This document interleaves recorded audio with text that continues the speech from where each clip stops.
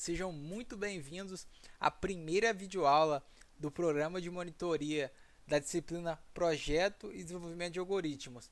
Meu nome é Alan Oliveira, sou aluno do terceiro período de Sistemas de Informação e estarei acompanhando vocês nessa monitoria. Vamos lá? Bom, gostaria de parabenizar vocês por darem início aos estudos na carreira de tecnologia. Hoje, essa área tem muita demanda de profissionais. Hoje nós vivemos um mundo tecnológico, digamos assim. Se eu estou gravando esse vídeo, se nós conseguimos assistir aulas de forma remota, é por conta da tecnologia. E é uma área que tem diversas especializações. Tem desenvolvimento de software. Só na área de desenvolvimento de software você pode trabalhar na parte de mobile, na parte de web, na parte de desktop, que seria criando aplicativos para o computador. Tem a área de redes, área de infraestrutura. Então tem diversas especializações e tem espaço para todos, né? Então vamos lá. Bom, quando se fala de programação de computadores, nós tem diversos conceitos que nós que deve estar no sangue, né? Que a gente tem que dominar. E bom, eu gostaria de estar falando dos básicos, dos conceitos introdutórios, que creio eu que vocês já tiveram uma introdução ao conteúdo com o professor Rosen, a parte teórica, e creio eu que vocês já escreveram seus primeiros algoritmos, seu primeiro Hello World, é uma sensação muito boa. E hoje eu vou falar sobre o que é um algoritmo, o que é uma variável, os tipos de dados, os operadores e por fim as estruturas condicionais, ok? Então, o que seria o algoritmo? O algoritmo está presente no nosso dia a dia. E falando de uma forma mais técnica, algoritmo seria uma sequência finita de instruções bem definidas para a resolução de uma tarefa, de um problema, né? Quando se fala de algoritmo, a gente está falando de uma forma geral, não apenas para programas de computador, mas pense bem aí numa tarefa no seu dia a dia, como tomar banho, como escovar o dente, como trocar uma lâmpada, e eu vou dar um exemplo desse para vocês. E bom, aqui tem algumas dicas, né, quando se trata de algoritmo voltado para programas de computadores. E a primeira coisa é que você vai estar escrevendo o seu algoritmo, dando as instruções para um computador que ele não conhece o contexto do problema. Quando se fala assim, quando se fala para um mecânico, por exemplo, troque o pneu de um carro, você não precisa falar de forma imperativa, né, que seria como fazer, o passo a passo, pois ele já tem um contexto, ele já conhece a situação, ele sabe que com uma chave de roda, ele sabe suas ferramentas, então seria falado de uma forma mais declarativa, só o que fazer. Mas para o computador ele não tem esse contexto, então quando a gente escreve a gente tem que fazer passo a passo, ok? E foi aqui que eu disse, as instruções devem ser imperativas, ou seja, como fazer, o passo a passo, como se o computador nunca tivesse executado aquela rotina, aquela tarefa. E por fim, pense por etapas. Quando a gente começa a escrever nossos primeiros algoritmos, a gente quer fazer que apareça a resolução já de cara ali, mas a gente tem que ter esse raciocínio lógico de estar quebrando em etapas. Por exemplo, um programa de computador ele vai ter a entrada, ele vai ter o processamento e a saída. Então, se eu quebrar meu programa nessas três etapas, vai ser muito mais simples de escrever ele como um todo, ou seja, pensar por etapas, por instruções, ok? Então vamos lá. Bom, esse é o algoritmo para trocar uma lâmpada. E aqui eu tenho uma descrição narrativa, ou seja, não tem nada aqui de código, eu só estou colocando de uma forma narrativa só para pegar a ideia, pegar a lógica por trás. Então, como que a gente trocaria uma lâmpada queimada? A gente vai pegar uma escada, a primeira coisa a se fazer, a gente vai posicionar a escada debaixo da lâmpada, a gente vai buscar uma lâmpada nova. Note que O 2 e o 3, passo 2 e o 3, eles não precisam, não tem uma sequência. Ou seja, eu poderia primeiro buscar uma lâmpada nova e depois posicionar a escada, ok? E depois, mas agora o quarto passo, que seria subir na escada, é lógico que eu precisaria posicionar antes. Ou seja, notem que a gente fala de uma forma bem passo a passo, bem detalhada, assim, entendeu? Obviamente que eu preciso pegar a escada e posicionar para subir nela, mas como a gente está lidando com o computador, com programas que não tem o nosso contexto, a gente tem que fazer de forma detalhada, ok? Então a gente sobe a escada, a gente retira a lâmpada queimada, a gente coloca a lâmpada nova. Aí aqui eu já tenho uma estrutura de repetição. Existem as estruturas condicionais, que o meu programa ele pode ter diversos caminhos, digamos assim. E eu tenho as estruturas de repetição, que ele vai repetir um bloco de código quando uma condição for verdadeira. Ou seja, qual a condição que eu tenho aqui? Se a lâmpada acender ou não. Ou seja, se a lâmpada acender for verdadeiro, eu vou retirar. Ou seja, perdão, se a lâmpada acesa for falso, ele vai retirar a lâmpada queimada, que essa lâmpada obviamente está queimada, e vai colocar uma lâmpada nova, ok? Então, esse é o nosso algoritmo aí passo a passo, de forma imperativa, dizendo como fazer a resolução de um problema. Bom, agora dando um conceito mais superficial do que é um algoritmo, eu gostaria de estar partindo direto para a prática. E lá quando nós formos fazer nossos algoritmos em Visual G e Python, eu vou explicar o que é uma variável, quais são os tipos de dados, os operadores e tudo mais, ok? Então vamos lá. Então vamos para o que interessa, vamos para a parte prática. Eu vou começar do zero, desde a instalação da linguagem Python. E vocês já estão habituados que linguagem de programação é um conjunto de regras sintáticas e semânticas. Sintáticas vem de sintaxe. Sintaxe seria a forma que a gente escreve. Bom, tem várias similaridades entre linguagens. Por exemplo, um if, 99% das vezes vai ser um if nas demais linguagens, mas cada linguagem tem a sua peculiaridade, tem o seu ponto forte, tem suas utilidades, ok? E existem dois grandes grupos, as linguagens compiladas e as linguagens interpretadas. O Python se encaixa nas linguagens interpretadas e fracamente tipadas, ok? No decorrer do desenvolvimento do algoritmo eu vou mostrar para vocês. Então eu clico em download e clico em download Python 3.9.4. Só isso, bem simples. E aqui eu posso pesquisar idle e aqui ele vai abrir o modo interativo. Bom, no modo interativo, tudo que eu escrever ele já vai mostrar na saída de forma bem simples aí pra gente. Então se eu colocar, por exemplo, oi, ele vai mostrar na saída, ok? Eu não precisaria utilizar um comando print para printar na tela. E aqui eu consigo fazer diversos testes rápidos. E aqui é recomendado exatamente para isso, para a gente testar alguns trechos de código de forma bem rápida aí, ok? Bom, com o modo interativo aberto, eu posso vir aqui em New File, e aqui eu tenho o nosso editor.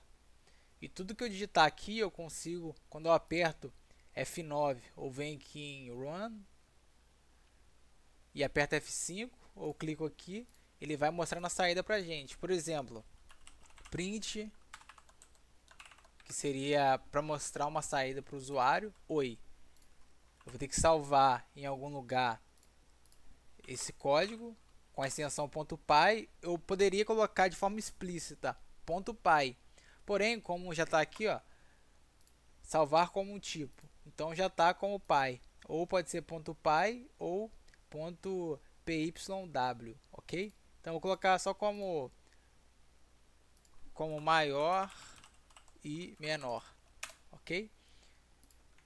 E apertando F5 ele já vai mostrar a saída aqui pra gente. Então este é o modo interativo, esse é o editor, que já vem com o interpretador do Python. Bom, nossa resolução do nosso algoritmo seria: faça um programa que leia 3 números e mostre o maior e o menor deles. Vou colocar aqui. Bom, em toda linguagem de programação existem os comentários. Então tudo que eu colocar depois, que esteja na mesma linha depois do cerquilha ou hashtag, quando eu rodar, quando apertar F5, ele não vai aparecer na saída. Os comentários é uma boa prática para quando a gente escreve códigos maiores, para a gente colocar ali comentário que facilite a nossa compreensão. Ou quem for dar manutenção, ou quem for olhar o código posteriormente, ok? Então aqui eu vou colocar a cerquilha e o enunciado. Note que agora que eu dei o Enter, ele mudou aqui, ó, ele mudou a cor. Agora está preto e onde está comentado que essa cerquilha só pega a primeira linha. Se eu apertar F5 aqui, vai dar um erro, ó, erro de sintaxe. Ou seja, porque o computador ele não entende essas instruções aqui. Mostre o maior e menor deles. Aqui, na verdade, nós queremos um comentário. Vamos lá? Então, a gente divide o nosso algoritmo em 3 etapas. A entrada dos dados, o processamento e a saída. Ok? Então, a gente vai começar com a entrada. O que eu tenho aqui? O que eu preciso de receber de input, de entrada do usuário? Eu preciso receber os 3 números para que aconteça um processamento para saber o maior e o menor deles. Então, uma variável nada mais é que um espaço que eu aloco da memória do computador, que vai servir como, pense numa gaveta. Então, uma gaveta com o nome de idade. Então, se eu colocar aqui idade igual, na verdade a gente, por ser muito comum a gente usar esse sinal como igual, eu acabei falando igual, mas a verdade aqui, e em diversas outras linguagens, o igual seria a atribuição de valor. Então eu tenho uma variável, idade, e quero atribuir um valor a ela, 18. Eu não sou tão novo assim, 24, ok? Então, se eu venho aqui print idade, executar esse código, ele vai aparecer 24 na saída, ok? Bom, e existem os tipos de dados. Existem os 4 tipos de dados principais aí, que são os tipos de dados primitivos, que seria o tipo string, que seria uma cadeia de caracteres. Eu tenho o tipo float, que é o ponto flutuante, são números com casas decimais. Eu tenho o int, de inteiro, e tenho o boolean, de booleano. Ok? Então esses são os tipos primitivos. E por que eu devo conhecer bem esses 4 tipos? Porque se uma variável ela tem o tipo string, então a maneira que eu vou manipular ela no meu código vai ser diferente de uma variável que armazena um valor inteiro. Por exemplo, eu consigo fazer soma com um valor inteiro, eu consigo fazer subtração e as operações aritméticas básicas aí. E com uma string, se eu fizer uma soma entre elas, o que vai acontecer é uma concatenação. Por exemplo, eu tenho tudo que fica entre aspas, ou aspas simples, ou aspas dupla, é uma string. Então, se eu colocar 10 aqui, esse 10, ele não seria... esse 10 aqui, ele não seria um número, ele seria uma string. Então, o que acontece se eu vir aqui, vou colocar no modo interativo, fica mais rápido. Se eu colocar 10 mais 10, qual que vai ser a saída? Vai ser 20? Bom, o tipo da variável aqui é uma string, uma cadeia de caracteres.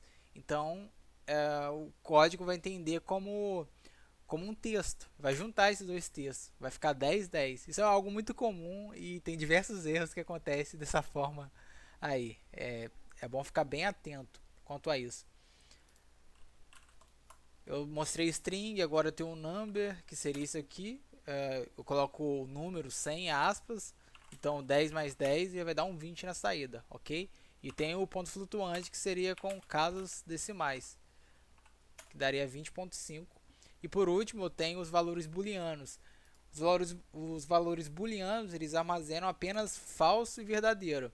Isso é muito importante a gente compreender, para que quando a gente utiliza as condições, a gente saiba se essa condição vai resultar num falso ou no verdadeiro, ok? Então eu tenho aqui verdadeiro, opa, no Python aqui é iniciando com letra maiúscula, o true, e o falso, ok?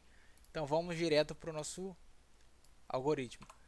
Primeira coisa que eu tenho que fazer aqui, eu tenho que receber. Bom, existem algumas regras sintáticas quando a gente cria uma variável. Eu não posso começar, por exemplo, com um número, senão vai dar erro. Eu não posso começar com caractere especial, por exemplo.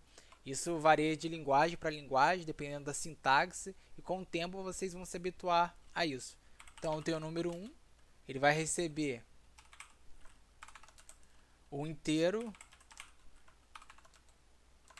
Aqui eu aninhei, eu estou executando dois comandos. O int, porque o int ele tem que converter tudo que eu recebo do usuário, eu recebo como string.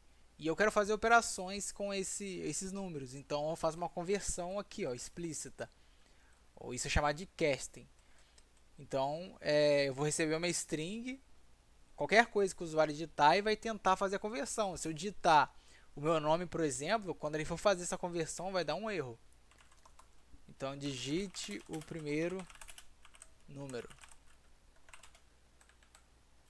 Bom, eu vou copiar as linhas aqui, mas eu aconselho que vocês digitem para ir se habituando à sintaxe da linguagem.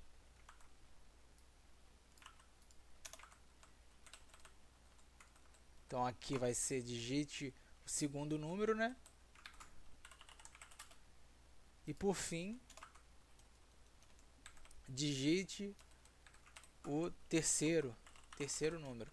E o que aconteceria se eu não alterasse o nome dessa variável?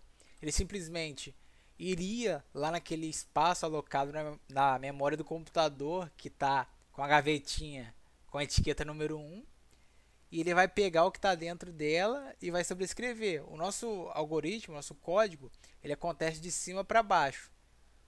Ou seja, se eu atribuir um valor à variável número 1 aqui em cima, por exemplo, vou colocar um 10 aqui, 10, e aqui eu colocar 20, vai sobrescrever o valor 10 e vai colocar o valor 20 na variável número 1, ok? Tem que ficar bem atento a isso. Tendo em mãos os três valores que a gente precisa, opa, tem que trocar para número 3. Aqui eu posso começar a segunda etapa, que seria o processamento. Ver qual é maior e qual é menor dentre esses três. Aqui eu vou precisar de um conceito muito importante, que seria as estruturas condicionais. Ou seja, dependendo da condição, dependendo do que eu receber na entrada, eu vou conseguir que meu programa ele siga caminhos diferentes. Então aqui eu poderia fazer com C. Na verdade aqui eu faço com if. O C seria se eu estivesse fazendo em Visual G, que seria a pseudolinguagem, com os comandos em português. Então vai ser um if. Note que aqui eu posso fazer algo para resumir o nosso programa. Qual é o primeiro número que eu recebo? Número 1, certo? Como eu falei, o nosso algoritmo acontece de cima para baixo. Então aqui, nessa linha aqui, não existe o número 2 e 3. Só quando ele for para a linha de baixo, ok?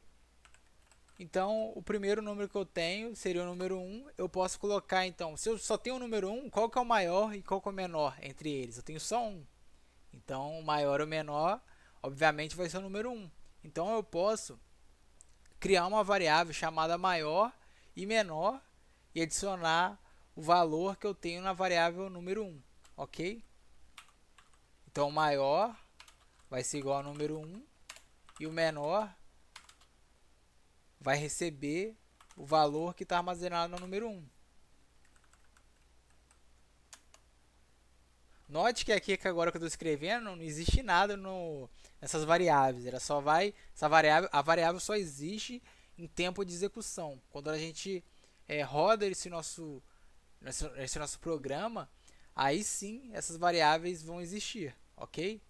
E vão existir de acordo com os valores que eu vou entrar ali. Então eu já tenho o maior e o menor como valor de número 1. Agora eu preciso verificar se o número 2 for maior que o valor que contém no maior, que aqui na verdade é o número 1. Aí eu vou ter que fazer uma reatribuição. Eu vou ter que... O nosso maior agora vai ser o número 2. Porque se o número 2 for maior que nossa variável maior, que na verdade contém primeiramente o número 1, a variável número 1, agora a gente vai mudar isso. O maior não é mais o número 1, é o número 2. E aqui existem as estruturas simples, que seria só um if. Agora existem as compostas também, que seria 2 ou mais caminhos. Então, se o número 2 não for maior que a variável maior, eu quero que o meu algoritmo ele execute um outro trecho de código. Então aqui eu vou colocar um elif. E também existe o else. O else, eu tenho que colocar, notem a sintaxe do Python. Quando eu coloco um bloco de código com if else, eu tenho que colocar 2 pontos. E depois o que vem depois de 2 pontos vai executar quando essa condição for verdadeira. Daí que eu falei, conhecer os tipos de dados, principalmente o booleano, é muito importante, porque a gente sabe que ele executa aqui quando for verdadeiro, ok? Quando for falso, ele vai ignorar essa linha de cá. Ele vai ignorar essa linha aqui, ele não vai rodar ela, ok? Então, por que eu não posso colocar o else? Óbvio que aqui nós temos 3 possibilidades do número ser maior que a variável maior, dele ser menor e também dele ser igual. E eu, nesse algoritmo, não quero capturar os valores iguais. Então, só quero saber se é maior ou menor. Então, eu posso colocar um elif, que é a junção do else if. Se não. Se não, se.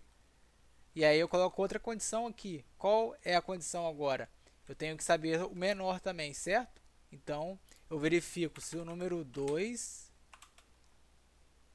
é menor do que o valor que está na variável menor. 2 pontos.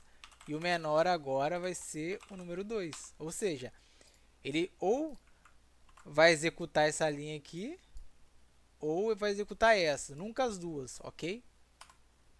Por isso que estruturas condicionais, elas de controle, ela vai de acordo com a condição, se for falso ou verdadeiro, ela vai definir o caminho que o seu algoritmo vai seguir, ok?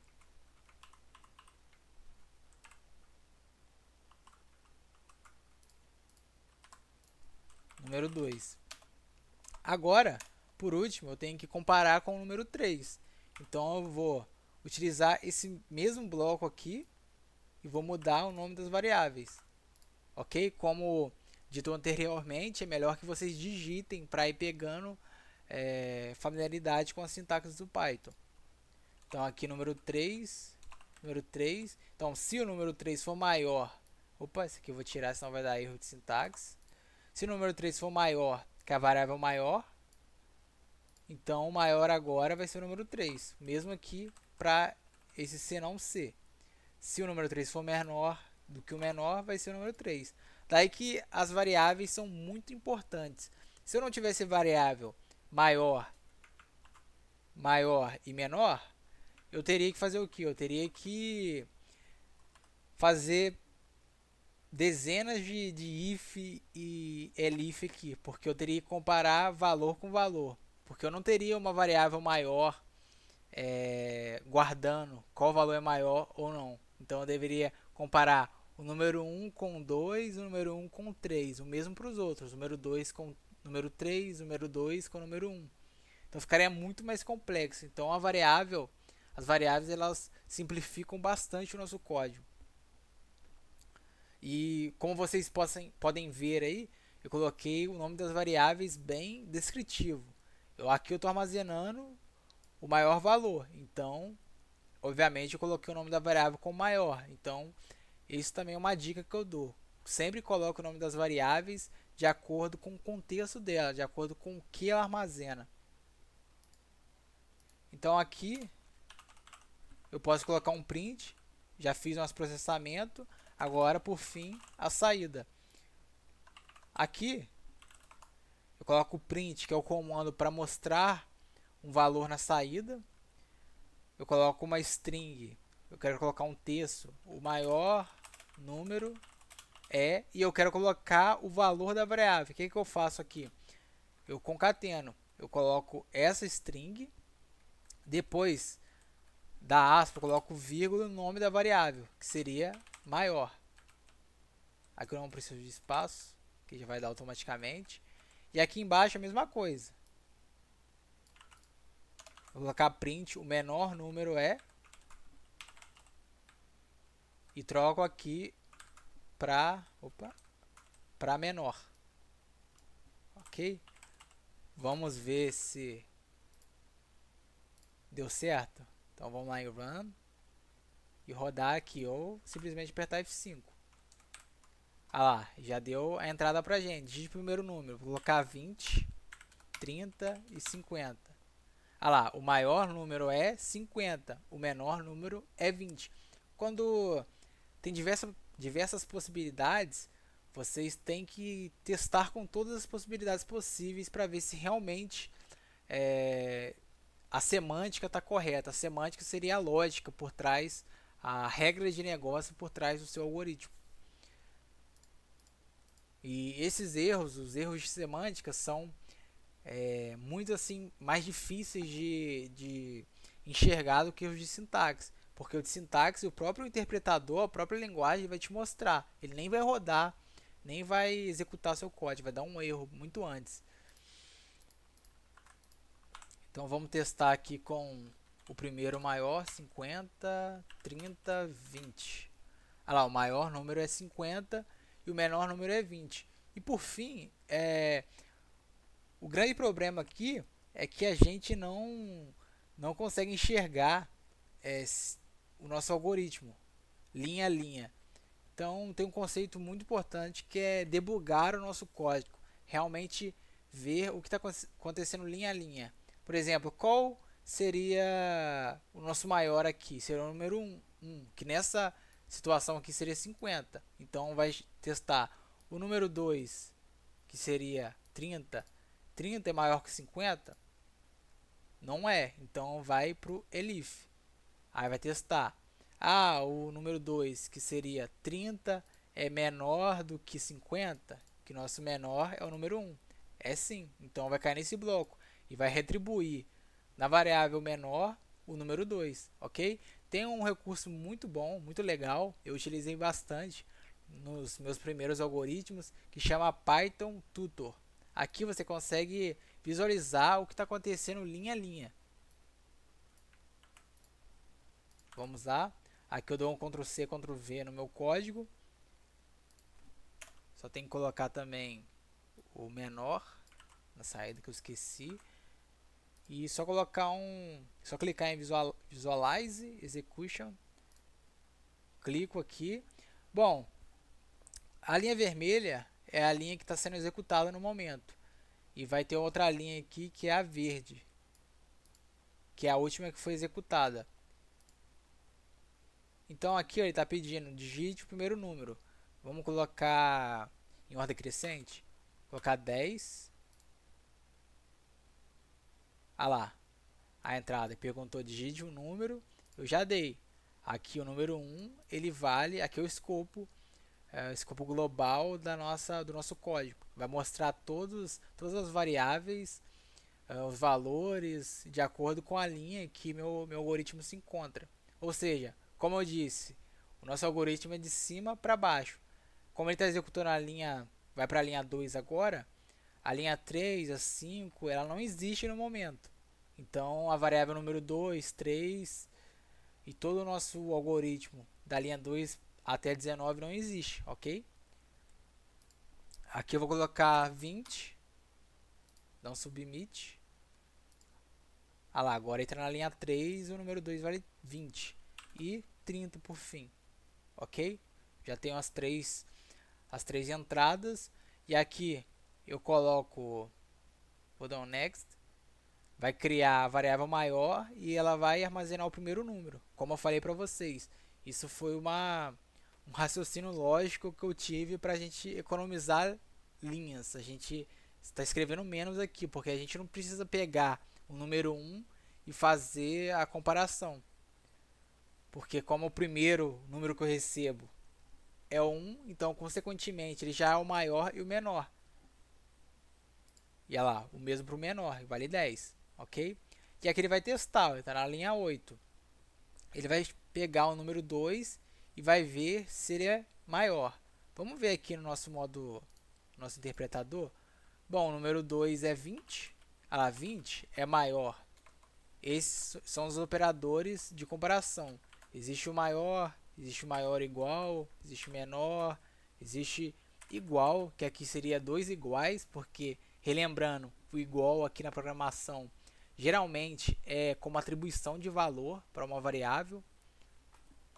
Ok? Então, 20 é igual a 20, olha lá, true, verdadeiro. Ou seja, aquele if, nessa condição aqui, ele executaria. Então, mas nosso caso aqui seria 20 é maior do que 10? Sim. Seria maior. Aqui, entre esses parênteses, no final de tudo, ele só vai ser true ou false. True executa o bloco, false passa direto. E aqui ele é verdadeiro. Então, agora o maior, ele vai atribuir, vai ser uma retribuição da variável maior para o valor de número 2, que seria 20. Ah lá, agora o maior vale 20. E como o primeiro if deu verdadeiro, ele já nem vai executar o elif, porque relembrando, o elif seria se não se. Ou seja, se o nosso if já foi, a primeira condição foi, ele não vai mais para o se não se. Ele já pula para o outro if. Ok? Então, agora ele vai verificar. Explicando de uma maneira melhor.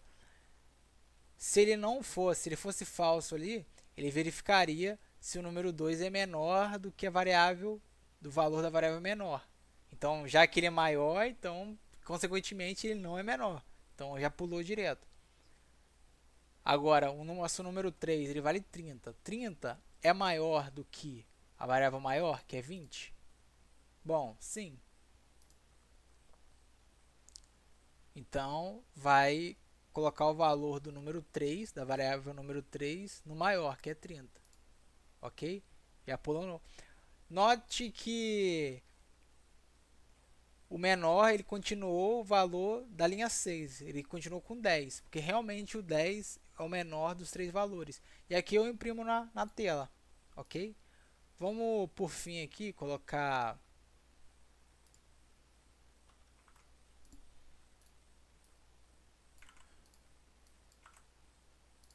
Só para vocês... Opa... Acho que não aceita comentários.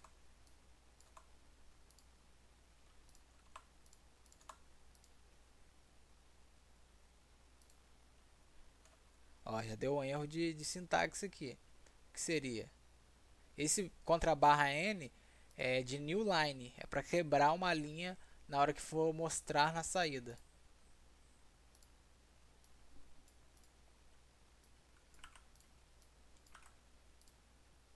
Bom, Vamos lá, vamos colocar o último valor como menor. Ordem decrescente, no caso, né? 30, 20 e 10. Ok? Aí já está as três variáveis criadas e com seus respectivos valores atribuídos. Então, indo mais rápido agora, né? A gente já conhece o nosso algoritmo. O maior ou menor recebe o valor de número 1, que seria 30. E vai checar aqui, 30. Na verdade, o número 2 vale 20. 20 é maior do que maior, que é 30? Não, 20 não é maior, então é falso. Então ele não vai para o bloco do nosso if aqui. Não vai para a linha 9, vai para a linha 10. Ok? Então ele verifica que se não C, o número 2 é menor que o valor que está em menor, na variável menor. Nosso número 2 é 20 e o menor é 30. Então, sim, é verdadeiro. Fazendo aqui no modo interativo para vocês terem uma visão melhor. Então, 20 é menor que 30? Verdadeiro. Então, ele vai executar esse bloco de código aqui, o 11. Então, agora o menor ele vai ter uma retribuição de valor. O menor vai valer agora 20. Depois que passar aqui ó, na linha 11. Olha lá, 20, ok? E agora, por fim, vai verificar. O número 3 é maior do que o valor que está na variável maior? O número 3 é 10, não é. Então vai cair no elif aqui. O número 3 é menor? Consequentemente, sim. Na verdade, poderia ser igual, né? Se fosse igual, não cairia nesse... Deveria ter um senão ou um senão C para capturar essa condição e executar o bloco que a gente quer. E agora o menor vai ser número 2. Na verdade, aqui seria número 3. Aqui já tem um erro. Ok? Na verdade, aqui deveria ser o número 3. E o número 3 ele tem o 10. Tanto é que daria um erro aqui na nossa saída. Esse é um erro de semântica. Ou seja, não deu erro de sintaxe. Nosso programa ele rodou nosso código. Porém, a gente tem que conhecer a lógica por trás desse algoritmo para a gente conseguir fazer a manutenção, colocar da maneira correta, ok? Bom, então é isso. Espero que tenham gostado. Vocês podem me encontrar nas redes sociais através do meu e-mail ou através do meu número. Por fim, eu gostaria que vocês respondessem um questionário que eu fiz da monitoria para entender qual que é a dificuldade de vocês, porque aí eu consigo fazer vídeos de acordo com a necessidade que vocês estão tendo no momento. Aqui você pode colocar seu nome ou não, você coloca o seu entendimento em algoritmos e outras perguntas. E no final aqui você tem o acesso ao nosso grupo no Discord, e lá a gente pode tirar dúvidas e eu consigo te dar uma ajuda maior do que na videoaula. Então a gente não precisa ficar preso apenas às videoaulas, ok? Então, até o próximo vídeo. Até mais.